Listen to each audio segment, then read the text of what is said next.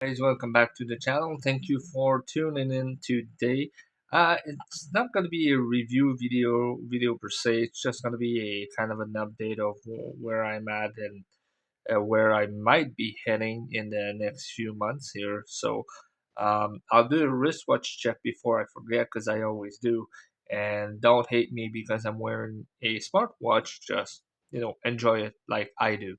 So I did got myself the new Instinct 3 tactical solar, not because I'm a tactical guy, just because I like the color better, and also because I really wanted the green light for night vision operation and to use in alongside night vision goggles and the like. So, anyways, what I'm doing today is basically all the other watch I have you have probably seen.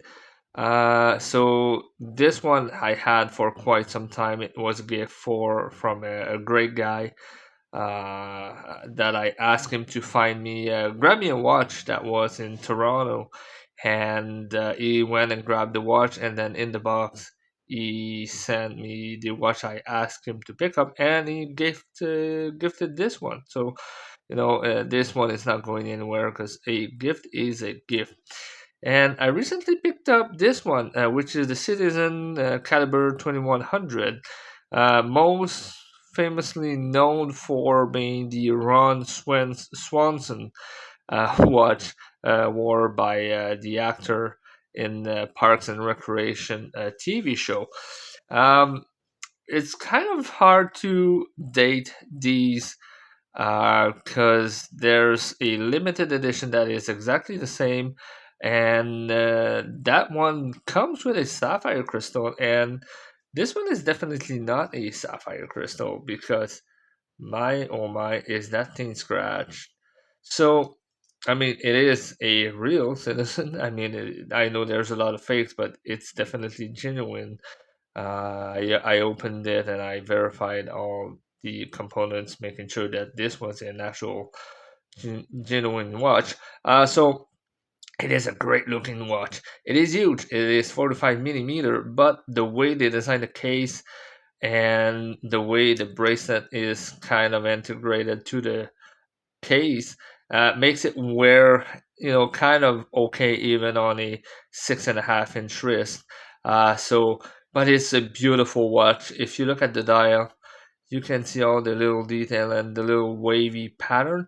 It's a beautiful watch, very useful too. It does have an alarm, and I like the power reserve at the 12 o'clock position, and also the pip for the actual indicator, which is a great directional indicator to the watch when you wear it at night. So it does have a screw down crown, and it does act like an actual mechanical chronograph. So it's a Maker Quartz module on top of the Eco Drive Quartz module. So it's a very neat setup and technology. So I really like it, and I mean this one might just stay for a while. If I could find a crystal to replace it, that would be great. Otherwise, I'll just wear it as it is. So next one in line, this one is a little fun one. So if you're familiar with the Seiko group or Seiko family, you know that Lorus and Pulsar are members of that family, producing lower end, more affordable watches. So I've been looking for the Pulsar or the Lorus Full Lume Field Watch, and I just couldn't wrap my head around paying. I think they're like 130-ish now Canadian whenever they pop up, and I found this in Ottawa, and I'm like, hey, you know what? I think the guy was asking like $90 or so. I think I paid like 60 or $70 for it. I didn't have the original rubber band or bracelet, but what I did like about it is that it was a date in a very small format, which I believe these are like 38. Yeah, like 37, just like the field watch, but with the bezel, it makes it look like a vintage skin diver. and correct me if I'm wrong or just slap the unlike button. But that's the feeling I get whenever I see it. It is a friction-based bidirectional bezel, and it is full lume. So of course, because it's a close to 30-year-old watch, the lume is not that great. But I mean, it's still a full lume dial. So I mean, you cannot go wrong when you find something used for that shape that looks so cool. And pretty much anyone can wear this at this size. So this one is interesting. This one is an actual like Seiko Flightmaster, but without the chronograph and alarm function. Just a three-hand day-date watch with a slide rule bezel, which is it was so stiff to turn, man. Like I cleaned it, and I believe that the last person who serviced this, or worked on it, put a larger gasket, and that's why it's so hard. Because I lubed it, cleaned it, did whatever I could, but yeah, it's still pretty stiff, which is a good thing, right? Because when you want to measure something, you don't want to knock it off and mess all your calculations. I get it. But otherwise, this thing is cool because it does have a day-date wheel as well as the Lorus, and there are both a French day of the week, which is cool because yeah, my first language is French. If you didn't notice, just in case you didn't notice, it does have a screw-down crown. Yeah, screw-down crown on a 150-meter water resistant watch, which is pretty cool. So it did came with the bracelet, but I did had to send the bracelet to get fixed. I just couldn't get the links off. The pins are it's almost like the pins were like welded in it, and all of the tools I had here I just broke. So this is a pretty cool watch. I mean, this is a great everyday wear watch, and I think this one is 40, which makes it, yeah, 40. Right in between the small skin diver style diver and the newer last generation, not last generation, but the generation after that of Flightmaster SNA 4111. I wish I could tell you all the models number. They're really hard to pinpoint, so just bear with me. So this one is need no introduction. I believe this is the NY0040, and like I said, it was a gift. But then I picked up this last weekend actually. Last weekend, Thursday, Friday, one of the two. Anyways, I can remember. But this is one of the watch I've been eyeing for years. So ever since I really started to get back into watches and being able to afford some watches, I watched Mark at Long Island Watch do a video on the models that came out, and 46 millimeter in diameter, that's a big case size for me. I have a very slender wrist, and I've always told myself, I cannot wear this.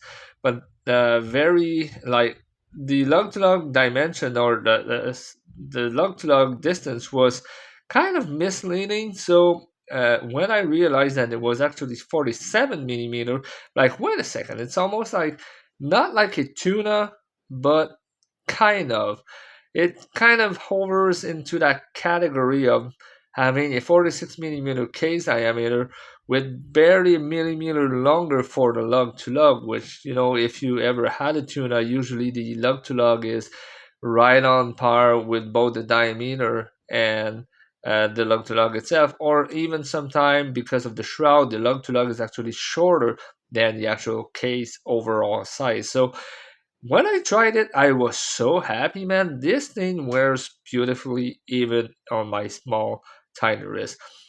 So, like I said, I won't do a review on all of them, but I will try to do a review in the next week. I'm starting to have a kind of a collection back, and you know me, I like really low end, affordable stuff that people can actually enjoy, and I have nothing against higher end stuff like the Omegas and Tudor, and even the $1,000 watches like Squales and stuff like that. I love all of them. It's just not in my price range. And if I'm ever able to grab one, I will. But for now, this is where I'm getting back into watches. Is just back to the basic, affordable entry level watches that I will enjoy wearing alongside my Garmin. Because yeah, I wear my Garmin Monday to Friday pretty much when I work, because I not that I work out a lot at work, but I walk a lot, and every morning I do my little walk to work. So it helps me track my progress there. So it is a watch, it is a tool. It's like a G-Shock, and I really like it. So I mean, if you don't like a smartwatch, you can just tune in somewhere else. But I will talk about them every once in a while. But my main focus will remain regular watches like this. So if you want, chime in the comments and just let me know what you think. Let me know what's your idea for a my next affordable watch to add. And yeah, if you see watches in the background and if you hear footsteps, that's my son running. He's just about to go to bed. So yeah, other watches in the background, they're all project. They're all like working, not working. I'm just working on it. So but yeah, I mean, thanks a lot, and I'm really happy to be able to annoy people on YouTube again. So I'll see you all in the next video, and take care of yourself out there. Bye.